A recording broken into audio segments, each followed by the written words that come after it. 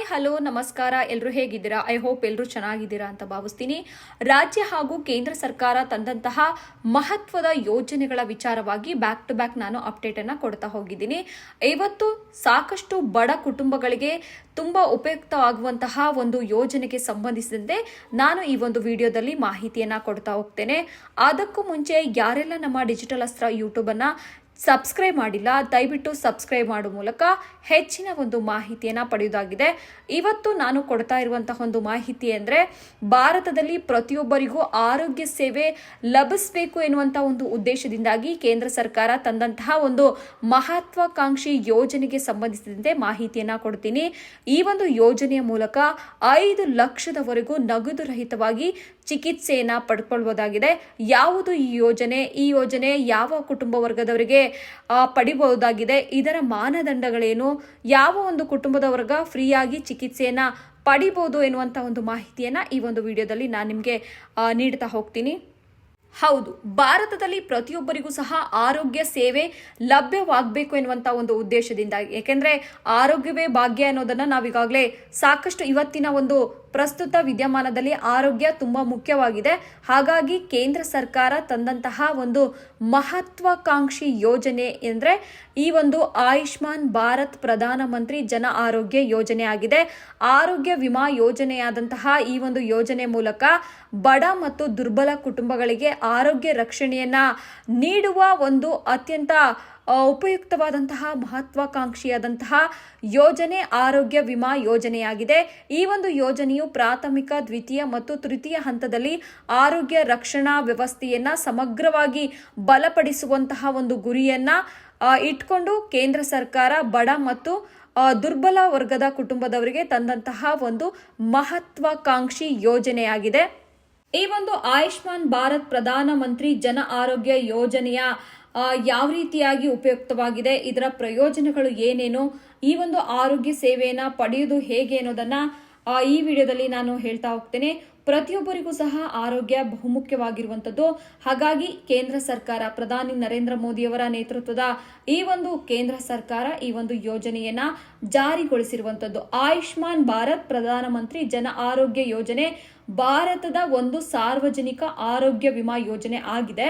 ಈ ಒಂದು ಯೋಜನೆ ಮೂಲಕ ಅಂದ್ರೆ ಆಯುಷ್ಮಾನ್ ಭಾರತ್ ರಾಷ್ಟ್ರೀಯ ಆರೋಗ್ಯ ಸಂರಕ್ಷಣಾ ಯೋಜನೆ ಎಂದು ಕರೆಯಲ್ಪಡುವಂತಹ ಈ ಒಂದು ಯೋಜನೆ ಪ್ರಮುಖವಾಗಿ ಬಡ ಮತ್ತು ದುರ್ಬಲ ಕುಟುಂಬಗಳಿಗೆ ಮೊದಲ ಹಂತದಲ್ಲಿ ಅಂದ್ರೆ ಪ್ರಥಮ ಹಂತ, ದ್ವಿತೀಯ ಹಂತ ಹಾಗೂ ತೃತೀಯ ಹಂತದ ಆಸ್ಪತ್ರೆಯ ಆರೈಕೆಗಾಗಿ ಪ್ರತಿ ಕುಟುಂಬಕ್ಕೆ ವಾರ್ಷಿಕವಾಗಿ 5 ಲಕ್ಷದವರೆಗೂ ಆರ್ಥಿಕ ನೆರವು, ಆರ್ಥಿಕ ರಕ್ಷಣೆಯನ್ನ ಒದಗಿಸುವಂತಹ ದೃಷ್ಟಿಯಿಂದಾಗಿ ಕೇಂದ್ರ ಸರ್ಕಾರ ಈ ಒಂದು ಯೋಜನೆಯನ್ನ ಜಾರಿಗೊಳಿಸಿರುವಂಥದ್ದು.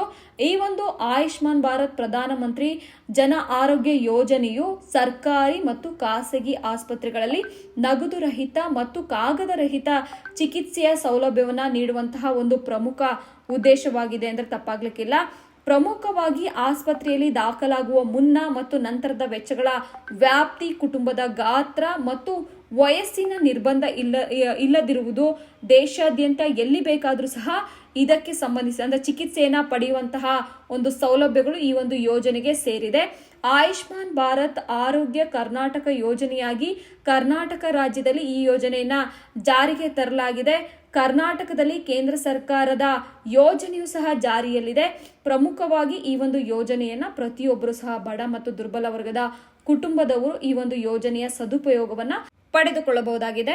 ಹಾಗಾದ್ರೆ ಆಯುಷ್ಮಾನ್ ಭಾರತ್ ಪ್ರಧಾನಮಂತ್ರಿ ಜನ ಆರೋಗ್ಯ ಯೋಜನೆಯ ಪ್ರಮುಖ ಉದ್ದೇಶಗಳು ಏನು ಅನ್ನೋದನ್ನ ನೋಡೋದಾದ್ರೆ, ಪ್ರಮುಖವಾಗಿ ಕೇಂದ್ರ ಸರ್ಕಾರ ಪ್ರತಿಯೊಂದು ಕುಟುಂಬಕ್ಕೂ ಸಹ ವಾರ್ಷಿಕವಾಗಿ ಆರ್ಥಿಕ ನೆರವನ್ನ ನೀಡುವಂತಹ ಒಂದು ಉದ್ದೇಶಕ್ಕಾಗಿ 5 ಲಕ್ಷದವರೆಗೂ ಸಹ ಉಚಿತ ಆರೋಗ್ಯ ರಕ್ಷಣೆಯನ್ನ ನೀಡುವಂತಹ ಒಂದು ಉದ್ದೇಶದಿಂದಾಗಿ ಈ ಒಂದು ಯೋಜನೆಯನ್ನ ಜಾರಿಗೊಳಿಸಿರುವಂತದ್ದು. ದ್ವಿತೀಯ ಮತ್ತು ತೃತೀಯ ಹಂತದ ಆಸ್ಪತ್ರೆಯ ಆರೈಕೆಗಾಗಿ ನಗದು ರಹಿತ ಮತ್ತು ಕಾಗದ ರಹಿತ ಚಿಕಿತ್ಸೆಯನ್ನ ಒದಗಿಸುವಂತದ್ದು ಪ್ರಮುಖ ಉದ್ದೇಶ ಅಂತಾನೆ ಹೇಳ್ಬೋದು. ಈಗಾಗಲೇ ನಾನು ಮೊದಲೇ ಹೇಳಿದೆ, 5 ಲಕ್ಷದವರೆಗೂ ಸಹ ಪಡಿಬಹುದು. ಮತ್ತೆ ತೃತೀಯ ಮತ್ತು ದ್ವಿತೀಯ ಹಂತದ ಆಸ್ಪತ್ರೆ ಆರೈಕೆಗಾಗಿ ನಗದು ರಹಿತ, ಕಾಗದ ರಹಿತವಾಗಿಯೂ ಸಹ ಚಿಕಿತ್ಸೆಯನ್ನ ಪಡಿಬಹುದಾಗಿದೆ. ಬರೋಬ್ಬರಿ ಈ ಒಂದು ಯೋಜನೆಯ ಫಲಾನುಭವಿಗಳು 12 ಕೋಟಿಗೂ ಹೆಚ್ಚು ಬಡ ಮತ್ತು ದುರ್ಬಲ ಕುಟುಂಬಗಳಿಗೆ ಇದರ ಒಂದು ಪ್ರಯೋಜನ ಸಹ ಆಗಲಿದೆ ಎನ್ನುವಂತ ಒಂದು ಮಾಹಿತಿ ಸಹ ಲಭ್ಯವಾಗಿರುವಂತದ್ದು. ಪ್ರಮುಖವಾಗಿ ಅರ್ಹತೆಯ ಮಾನದಂಡಗಳೇನು ಅನ್ನೋದನ್ನ ನಾವು ಗಮನಿಸಬಹುದು. ಸಾಮಾಜಿಕ ಆರ್ಥಿಕ ಜಾತಿ ಗಣತಿ 2011ರ ದತ್ತಾಂಶದ ಆಧಾರದ ಮೇಲೆ ಫಲಾನುಭವಿಗಳನ್ನ ಗುರುತಿಸಲಾಗುತ್ತೆ. ಆಸ್ಪತ್ರೆಯ ದಾಖಲಾಗುವ ಮುನ್ನ ಮತ್ತೆ ನಂತರದ ವೆಚ್ಚದಲ್ಲಿ ಆಗುವಂತಹ ವೆಚ್ಚಗಳಿರ್ಬೋದು, ಕುಟುಂಬದ ಗಾತ್ರ ಅಥವಾ ವಯಸ್ಸಿನ ನಿರ್ಬಂಧ ಇಲ್ಲದವರು ಮತ್ತು ದೇಶಾದ್ಯಂತ ಎಲ್ಲಿ ಬೇಕಾದ್ರೂ ಸಹ ಚಿಕಿತ್ಸೆಯನ್ನ ಪಡೆಯುವಂತಹ ಒಂದು ಸೌಲಭ್ಯವನ್ನ ಈ ಒಂದು ಯೋಜನೆ ನೀಡಲಿದೆ ಅಂತಾನೆ ಹೇಳ್ಬೋದು. ಇನ್ನೊಂದು ಬಹುಮುಖ್ಯವಾದಂತಹ ಒಂದು ಅಂಶ ಅಂದ್ರೆ ಕೇಂದ್ರ ಸರ್ಕಾರವು 70 ವರ್ಷ ಮೇಲ್ಪಟ್ಟಂತಹ ಎಲ್ಲ ಹಿರಿಯ ನಾಗರಿಕರು ಸಹ ಈ ಒಂದು ಯೋಜನೆಯನ್ನ ವಿಸ್ತರಿಸಿ ಕಳೆದ ಸಚಿವ ಸಂಪುಟ ಸಭೆಯಲ್ಲೂ ಸಹ ಅನುಮೋದನೆಯನ್ನ ಸಂಪುಟದಲ್ಲಿ ನೀಡಿರುವಂತದ್ದು. 70 ವರ್ಷ ಅಥವಾ ಅದಕ್ಕಿಂತ ಹೆಚ್ಚಿನ ವಯಸ್ಸಿನ ಎಲ್ಲ ಹಿರಿಯ ನಾಗರಿಕರಿಗೂ ಸಹ ವಾರ್ಷಿಕವಾಗಿ 5 ಲಕ್ಷದವರೆಗೂ ಸಹ ಆರೋಗ್ಯ ರಕ್ಷಣೆಯನ್ನ ನೀಡಲಾಗುತ್ತೆ ಅನ್ನುವಂತ ಒಂದು ಮಾಹಿತಿ ಕೇಂದ್ರ ಸರ್ಕಾರ ಈಗಾಗಲೇ ನೀಡಿರುವಂತದ್ದು. ಹೀಗಾಗಿ ಆಯುಷ್ಮಾನ್ ಭಾರತ್ ಜನ ಆರೋಗ್ಯ ಯೋಜನೆಯಡಿ ಒಳಪಡುವಂತಹ ಕುಟುಂಬದ 70 ವರ್ಷ ಮೇಲ್ಪಟ್ಟಂತಹ ಹಿರಿಯ ನಾಗರಿಕರು ಹೆಚ್ಚುವರಿಯಾಗಿ 5 ಲಕ್ಷದವರೆಗೂ ಅಂದ್ರೆ ವಾರ್ಷಿಕವಾಗಿ 5 ಲಕ್ಷದವರೆಗೂ ಸಹ ಒಂದು ಮೊತ್ತವನ್ನ ಈ ಒಂದು ಯೋಜನೆಯಲ್ಲಿ ಪಡೆದುಕೊಳ್ಬಹುದಾಗಿದೆ. ಕುಟುಂಬದ ಇತರ ಸದಸ್ಯರು ಸಹ ಈ ಒಂದು ವಿಚಾರವಾಗಿಯೂ ಸಹ ಸಾಕಷ್ಟು ಗೊಂದಲಗಳು ಇದ್ದೇ ಇರುತ್ತೆ. ಹಂಚಿಕೆ ಆಗುತ್ತಾ ಅಥವಾ ಇಲ್ಲ ಅಂತ. ಇದು ಕುಟುಂಬದ ಇತರ ಸದಸ್ಯರೊಂದಿಗೆ ಹಂಚಿಕೆ ಆಗೋದಿಲ್ಲ. ಖಾಸಗಿ ಆರೋಗ್ಯ ವಿಮಾ ಹೊಂದಿರುವ ಹಿರಿಯ ನಾಗರಿಕರು ಸಹ ಈ ಒಂದು ಯೋಜನೆಯ ಪ್ರಯೋಜನವನ್ನ ಪಡಿಬಹುದಾಗಿದೆ. ಇನ್ನು ಈ ಯೋಜನೆಯ ಅರ್ಹತಾ ಮಾನದಂಡಗಳೇನು ಅನ್ನೋದನ್ನ ನಾವು ಗಮನಿಸಬಹುದಾಗಿದೆ.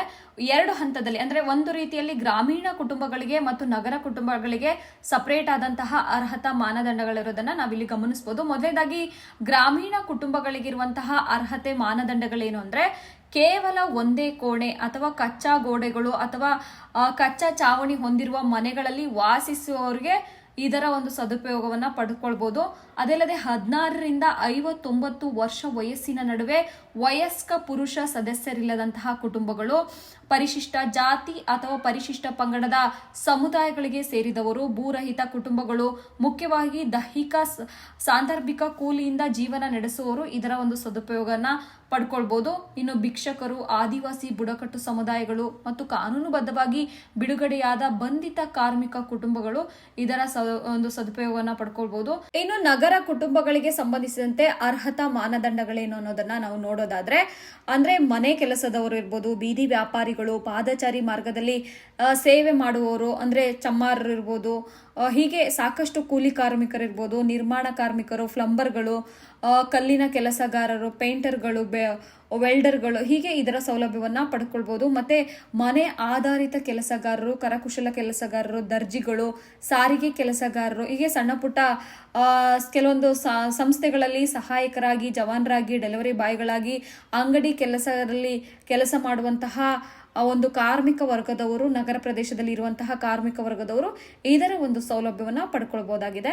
ಇನ್ನು ಈ ಒಂದು ಆಯುಷ್ಮಾನ್ ಯೋಜನೆಯು ಪ್ರತಿ ಕುಟುಂಬಕ್ಕೆ ವಾರ್ಷಿಕವಾಗಿ 5 ಲಕ್ಷದವರೆಗೂ ಆ ಒಂದು ಫ್ಯಾಮಿಲಿಯ ಆಧಾರದ ಮೇಲೆ ಕವರೇಜ್ ಅನ್ನ ಪಡ್ಕೊಳ್ಬಹುದಾಗಿದೆ. ಇದರಲ್ಲಿ ಅಂದ್ರೆ ಸಂಪೂರ್ಣವಾಗಿ ಕುಟುಂಬದ ಒಬ್ಬ ಸದಸ್ಯರು ಅಥವಾ ಎಲ್ಲಾ ಸದಸ್ಯರು ಒಟ್ಟಾಗಿ ಬಳಸ್ಕೊಳ್ಬಹುದು ಈ ಒಂದು ಯೋಜನೆಯ ಒಂದು ಸದುಪಯೋಗನ. ಯೋಜನೆಯ ಅಡಿಯಲ್ಲಿ ಕುಟುಂಬದ ಗಾತ್ರ ಅಥವಾ ಸದಸ್ಯರ ವಯಸ್ಸಿನ ಮೇಲೆ ಯಾವುದೇ ಒಂದು ಮಿತಿ ಇರೋದಿಲ್ಲ. ಈ ಒಂದು ಯೋಜನೆಯನ್ನ ಕಡು ಬಡದವರು ಮತ್ತು ದುರ್ಬಲ ವರ್ಗದ ಕುಟುಂಬದವರಿಗಾಗಿ ಕೇಂದ್ರ ಸರ್ಕಾರ ತಂದಿರುವಂತಹ ಒಂದು ಮಹತ್ವಾಕಾಂಕ್ಷಿ ಯೋಜನೆಯಾಗಿದೆ. ಈ ಒಂದು ಮಾಹಿತಿ ನಿಮಗೆ ಇಷ್ಟ ಆಗಿದ್ರೆ ಖಂಡಿತವಾಗ್ಲೂ ಶೇರ್ ಮಾಡಿ, ಲೈಕ್ ಮಾಡಿ ಮತ್ತು ಸಬ್ಸ್ಕ್ರೈಬ್ ಮಾಡೋದನ್ನ ಮರಿಬೇಡಿ. ಮತ್ತಷ್ಟು ಮಾಹಿತಿ ಜೊತೆಗೆ ನಾನು ನಿಮ್ಮ ಮುಂದೆ ಬರ್ತೇನೆ. ಧನ್ಯವಾದಗಳು.